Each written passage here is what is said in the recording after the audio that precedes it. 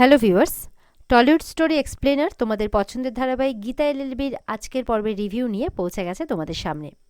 আজকের পর্বের রিভিউতে আমরা দেখতে পাচ্ছি যে শুরুতেই গিনি তো পুজো করছে, একদম লাল পেরে সাদা শাড়ি পরে পুজো করছে, সুন্দর করে সেজে গুজে স্মৃতিতে সিঁদুর দিয়ে হাতে শাখা পলা পরে একদম সুন্দর করে পুজো করছে।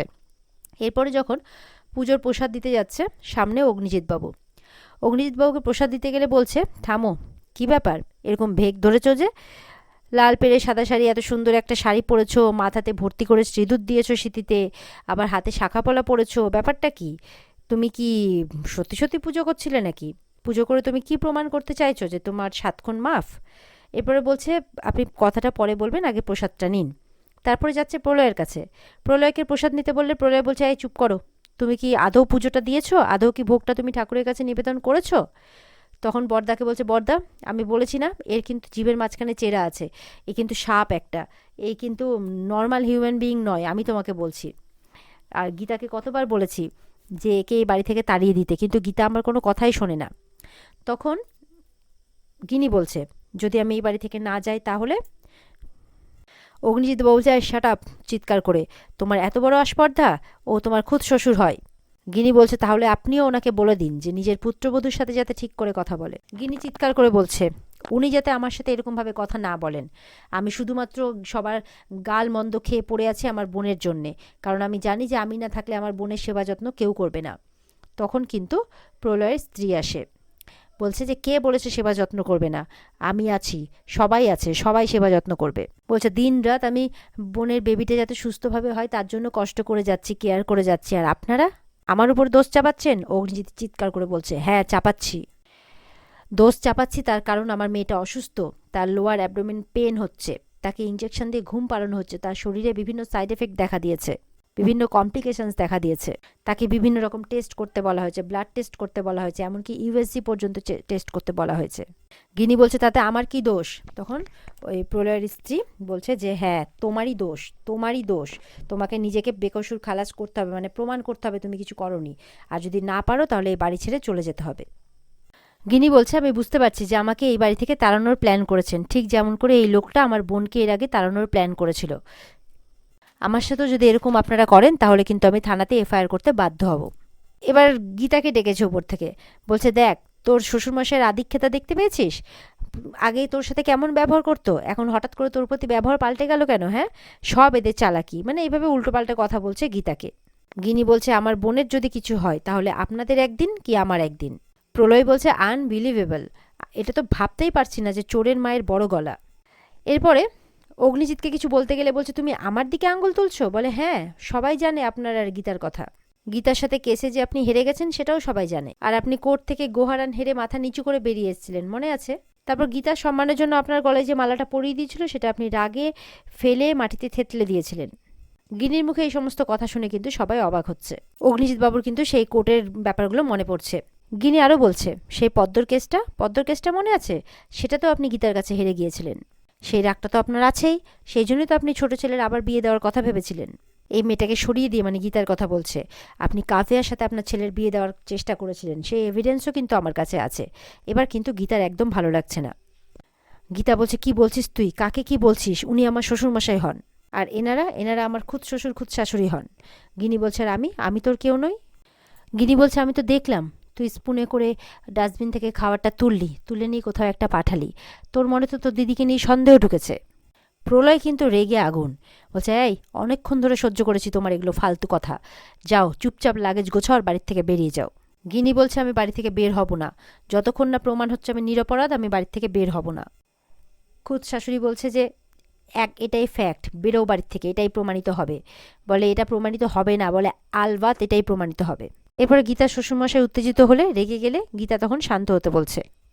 গিনি বলছে, আমাকে বলছেন না লাগেজ প্যাক করতে? প্রলয়কে গিয়ে বলছে, ঠিক আছে, আমি লাগেজ প্যাক করে রাখছি, যদি আমি নিরাপরাধ প্রমাণিত হই তাহলে আপনি নাকি খত দেবেন তো? বলে, দেবো, কারণ আমি জানি যে তুমি এইটা করেছো, বুঝতে পেরেছো?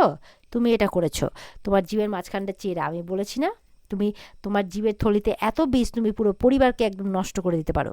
প্রলয়ের বউ সবাই বলছে, তুমি যাও এখান থেকে, হাত জোর করে বলছে, যাও এখান থেকে, চিৎকার করে বলছে।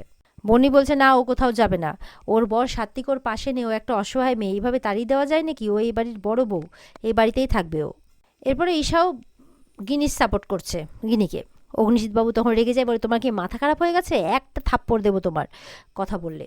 বনি বলছে না, এই বাড়ির মেয়ে বউদের গায়ে আপনি একদম হাত তুলবেন না। ঠিক তখনই কিন্তু গীতার ফোনে ফোন আসে। এরপর বড়বাবু ফোন করেছে, ফোন করে বলছে অগ্নিকন্যা সব যেন কেমন পাল্টে গেল, রিপোর্টে তো সব কিছু ঠিক আছে, একদম তাজা খাবার, কোনো দোষ, মানে পুরো দোষমুক্ত, কোনো অসুবিধেই নেই। তখন গীতা বলছে তার মানে আমিই ঠিক, এই বলে ফোনটা কেটে দেয়। আর প্রলয়বাবু তো অগ্নিকন্যা অগ্নিকন্যা বলে ডাকতেই থেকে যায়। এরপরে গীতা রিপোর্ট পেয়ে যখন দেখে দিদির কোনো দোষ নেই, একদম খুশি হয়ে দিদিকে গিয়ে সবার সামনে জড়িয়ে ধরে আর বলছে যে দিদি আমাকে ক্ষমা করে দে। দিদি হাত জোড় করে বলছে যে আমি ভুল ছিলাম, আমি ভুল করেছি, তোকে সন্দেহ করে ফেলেছি, রিপোর্টটা একদম ফ্রেশ এসছে, মানে ওখানে কোনো কিচ্ছু নেই, ওটা একদম দোষমুক্ত। তখন বলছে আমি জানি রে বোন, আমি তো আত্মবিশ্বাসী ছিলাম।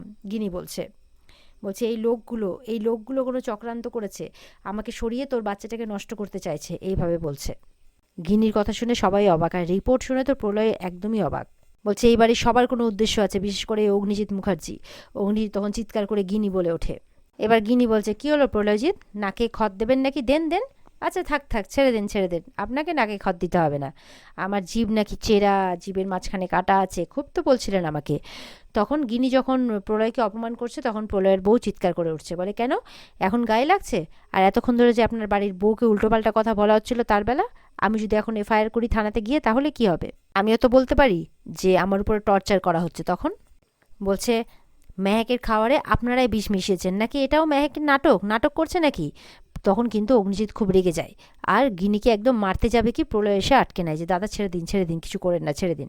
গিনি বলছে আপনি আমার গায়ে হাত দিয়ে দেখুন না, আমি আপনাকে যদি বিশ্ব ব্রহ্মাণ্ড না দেখাতে পারি তাহলে আমার নামও গিনি মুখার্জি নয়। গীতাকে বলছে গীতা, তোর কিন্তু এই পরিবারের লোকজন ক্ষতি করতে চাইছে, এই পরিবার কিন্তু তোর না, এই বাড়ি কিন্তু তোর না।